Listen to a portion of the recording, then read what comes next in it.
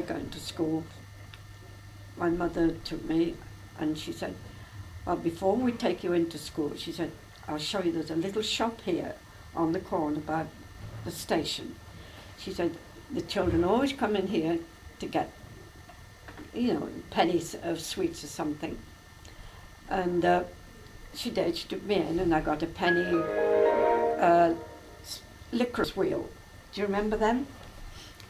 And she said, right, you can have that at lunchtime. So she took me over the railway bridge and the steam train coming through and all the smoke.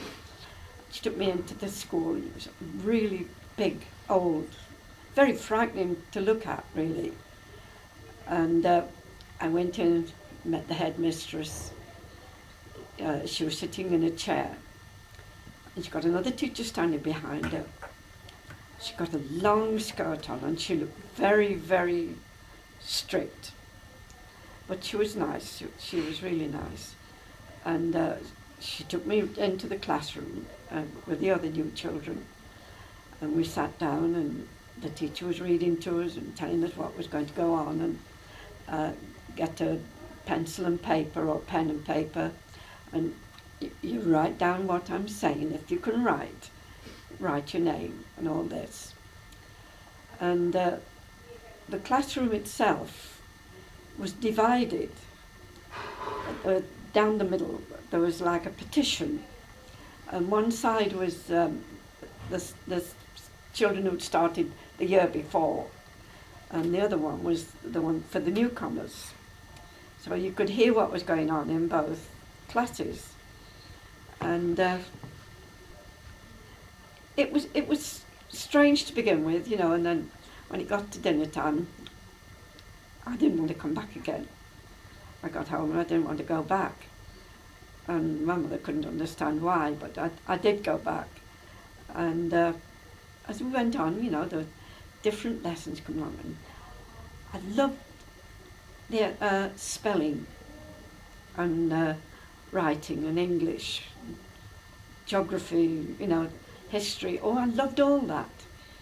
And no matter when those subjects came up, I was sitting at the back of the class and my hand was always up because I knew the answers. And I did. I really thoroughly soaked everything in as they were telling me. And the only things I didn't like was sums, because I just could not get to the bottom of that. And we went on through the school, and I got through, where was it now? Oh yes, where we got to do needlework and home cookery and all that sort of stuff. And we were taught how to make rugs, peg rugs, how to knit, how to sew, how to do needlework, fine needlework. And it was great. I became a few times for things that I didn't do right. We'd have gymnastics in the hall with a Miss Richardson. Oh, she was something fresh because she was the youngest one there. And she used to come in a short dress, and of course everyone stared at her because children had always got their skirts below the knees, and the boys with longer trousers. And she was lovely. She used to do dancing, show us how to do different things. And it was a big hall, you know, and she'd say, now we'll get the boys and we get them to join in as well. And we used to show us how to dance around the floor with the boys. It was lovely, really nice. And lots of things just went on. I don't remember them all, but things that do stick out. I had one teacher for a long time because, as I said, I used to have a sickly childhood and I was off school more than on. But I had this one teacher for quite a few years. And she was very strict, very old.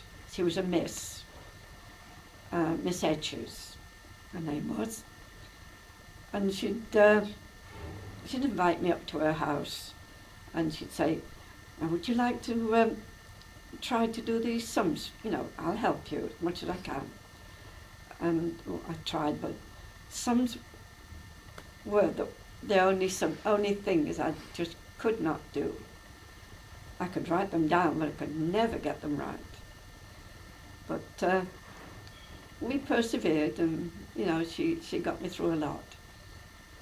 But what we used to like, when we first joined the school, the infants, there was a sand pit in the schoolyard where we could go and play at playtime. And we did. We used to have a lot of fun in there.